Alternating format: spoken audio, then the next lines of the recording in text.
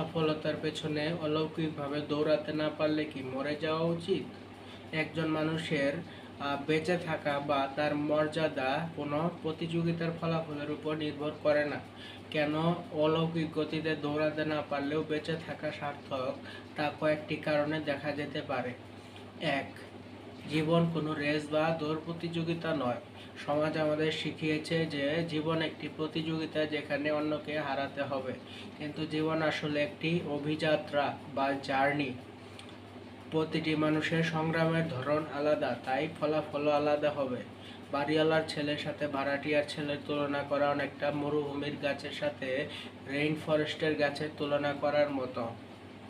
উভয়ের পরিবেশ ভিন্ন, তাই তাদের বেড়ে ওঠার গতিও ভিন্ন হবে।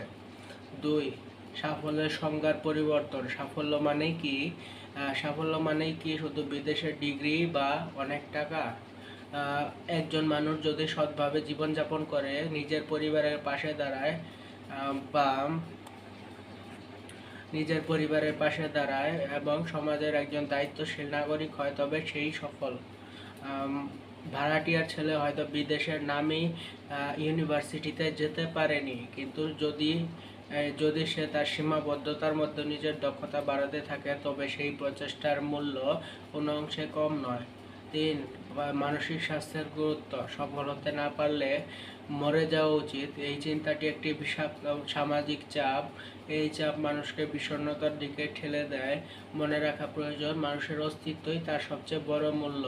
কোনো ডিগ্রি বা ক্যারিয়ার মানুষের জীবনের চেয়ে বড় হতে পারে না। আপনি অলৌকিক গতিতে দৌড়াতে পারছেন না মানে আপনি ব্যর্থ নন, তার মানে হলো ব্যবস্থাটি আপনার জন্য সমান ছিল না। ৪. সিস্টেমের দায় ব্যক্তির নয়। বাড়িওয়ালার ছেলে এবং ভাড়াটিয়ার ছেলের মধ্যে যে ব্যবধান, সেটি একটি কাঠামোগত সমস্যা বা সিস্টেমিক ইস্যু।